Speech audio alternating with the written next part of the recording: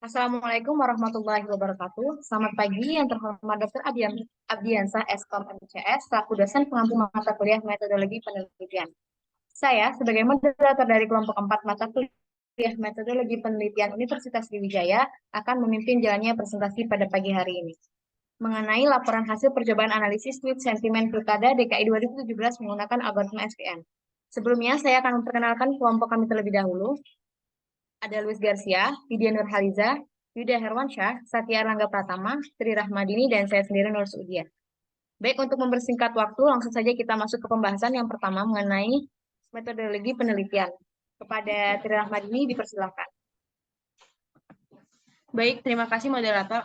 Adapun metodologi penelitian yang kami gunakan yaitu pengumpulan data, pemrosesan, yang memiliki 5 proses yaitu case folding, tokenization, normalization, filtering, dan steaming. Selanjutnya itu support mesin vector atau SPM. Selanjutnya itu TF-IDF, back of word, parameter C atau complexity, kernel, dan chi-square. Selanjutnya juga ada beberapa information gain, seleksi fitur, fitur ekstraksi, akurasi, dan pengukuran hasil analisis. Baik, saya kembalikan ke moderator. Baik, terima kasih. Langsung saja kita masuk ke demonstrasi codingan yang akan disampaikan oleh Luis Garcia dan Yuda Herwansyah. Pada Yuda dan Luis, dipersilakan. Baik, terima kasih kepada moderator atas kesempatannya. Baiklah Pak, pada penelitian kami kali ini kami menggunakan beberapa metode, menggunakan beberapa library. Di sini kami menggunakan library Pickle, dan juga kami menggunakan library Pandas, kami juga menggunakan library Matplotlib, kami menggunakan library RE, kami menggunakan library NumPy, dan juga kami menggunakan library Seaborn. Di sini juga kami memanggil sklearn untuk mengimport preprocessing, dan juga kami memanggil sklearn untuk mengimport feature extraction dan juga feature selection. Pada program kami kali ini kami menggunakan 2 kernel, yaitu linear dan juga RBF. Dan juga kami menggunakan nilai C, yaitu 0,1, 1,0, dan juga 10,0. Di sini juga terdapat IK atau indeks untuk kernel, yang mana di sini jika ingin memanggil linear maka indeksnya harus 0, jika ingin memanggil RBF maka indeksnya harus 1. Lalu di sini juga ada IC atau indeks untuk nilai C, yang mana untuk memanggil 0,1 maka indeksnya 0, untuk memanggil 1,0 maka indeksnya 1, untuk memanggil 10,0 maka indeksnya adalah 2. Saya persilakan kepada Laus untuk melanjutkan penjelasan programnya. Oke, baik. Terima kasih kepada Yuda. Selanjutnya saya akan menjelaskan mengenai indeks nilai gamma. Jadi untuk indeks nilai gamma sendiri, kalau misalnya kita memanggil 0, maka yang akan muncul adalah scale. Jika kita memanggil 1, yang akan muncul adalah gamma auto. Kalau kita memanggil 2, yang akan muncul adalah gamma 0,1. Oke, untuk fitur selection sendiri, ini ada 2 pilihan. Bisa fitur false atau fitur true. Jika kita memilih fitur false, maka tidak ada fitur selection yang kita pilih dalam prediksi kita. Apabila kita memilih fitur true, maka kita akan memilih salah satu fitur selection yang telah kita deklarasikan nanti di fitur selection label di bawah nanti, yang akan saya jelaskan kembali. Jadi itu tergantung nanti apa fitur selection yang kita pilih, apakah fitur selection chi-square atau fitur selection information gains. Oke, baik. Nah, selanjutnya ini kita ke pemilihan fitur seleksi. Jadi contohnya, jika kita ingin memilih fitur seleksi, maka kita bisa memanggil kelas fs_labor sama dengan fitur selection yang kita pilih. Di sini kami memilih fitur selection information gain, maka yang kami panggil adalah information gain. Lalu kami langsung saja kami panggil, jika kami memilih information gain, maka yang kami panggil adalah fungsi mutual info classive. Jika kami memilih fitur chi-square, maka fungsi yang kami panggil adalah fitur chi2. Tuh. Oke. Lanjut. Nah, apabila kita tidak ingin memilih fitur apapun, maka kita tinggal membuat fitur else fs_labor sama dengan none. Jadi jika kita memilih none, maka tidak ada fitur sama sekali yang kita pilih.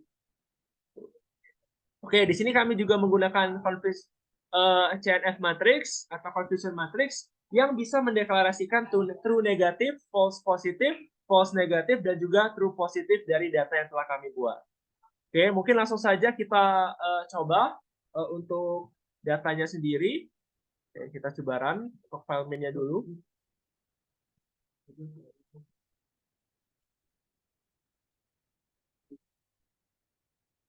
Oke, baik.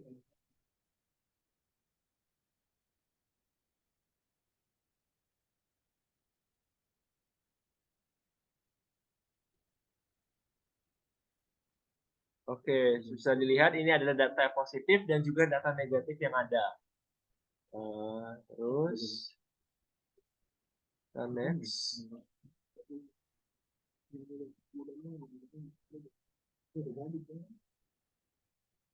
Oke, jadi sudah dilihat kernel yang dipakai adalah linear dan juga complexity-nya adalah 0,1. Oke, bisa dilihat conditional matrix yang didapat true negatifnya itu 69, false positif 21, false negatifnya 28, dan juga true positifnya adalah 62. Setelah kita dapatkan. Oke, sudah terlihat ya, jadi kernel yang kita pakai adalah linear, complexity-nya 0,1, jumlah datanya 720, atau 80% data yang berhasil di pre-processingkan.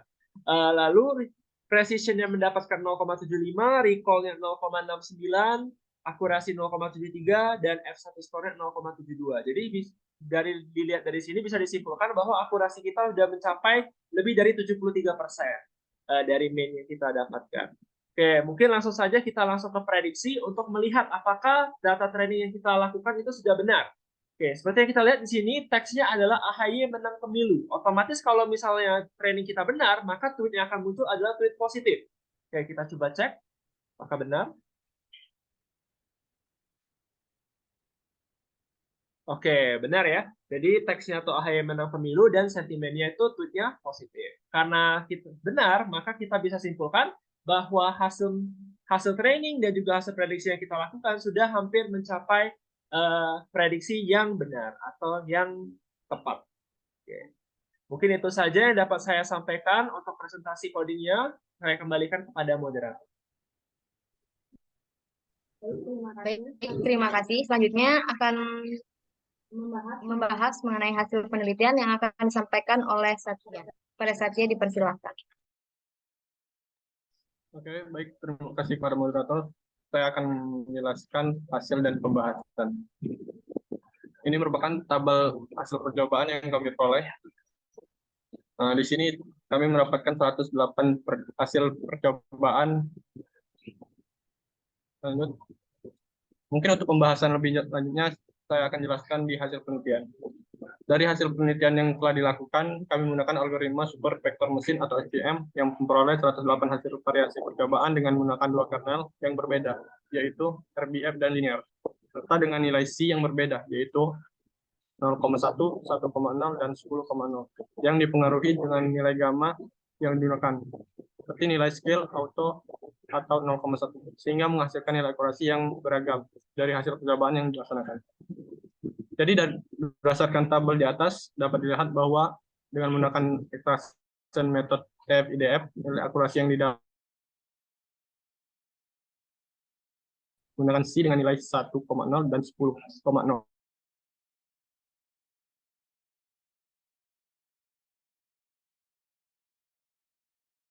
%, apabila menggunakan C dengan nilai 0,1 baik di kernel RBF maupun linear. Namun apabila menggunakan extraction method BOW atau backward, nilai akurasi yang didapatkan mencapai 60 hingga 76% dengan menggunakan C 0,1, 1,0, dan 10,0 baik di kernel RBF maupun linear, yang menunjukkan bahwa tingkat akurasi dari metode BOW lebih baik daripada metode TF-IDF. Dalam penelitian ini, kami menggunakan 3 feature selection, yaitu non, chi-square, dan information gain.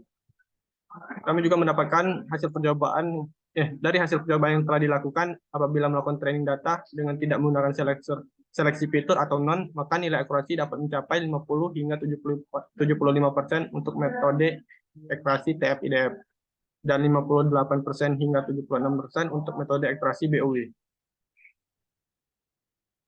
Vector selection chi-square digunakan dalam penelitian di mana memperoleh nilai akurasi data sebesar 58% hingga 74% dengan metode ekstraksi TF-IDF dan 51% hingga 74% dengan menggunakan metode ekstraksi BOW. Selain C-square, penelitian ini juga menggunakan filter selection information gain yang mengukur nilai akurasi sebesar 54 hingga 75% untuk metode ekstraksi TF-IDF dan 53 hingga 74% dengan menggunakan metode BOW. Mungkin sekian pembahasannya, saya kembalikan ke moderator. Baik, terima kasih. Selanjutnya kesimpulan akan dibacakan oleh Lydia Nurhaliza. Pada Lydia, dipersilakan. Baik, terima kasih moderator. Dari proses yang dilakukan, maka ada kesimpulan di mana proses pengujian prediksi tweet sensitif Pilkada DKI 2017 memiliki tingkat akurasi sebesar 6% dan F-measure sebesar 0,77 yang diperoleh Victor Extraction BOW dengan kanal RBF dan Victor Selection Non, di mana menggunakan kompleksiti sebesar 10,0 dari tingkat akurasi yang diperoleh, dapat dikatakan bahwa analisis sentimen terhadap calon gubernur DKI Jakarta 2017 ini dapat digunakan dikarenakan memiliki tingkat akurasi yang tinggi, yaitu di atas 70%. Baiklah, itu saja yang dapat saya.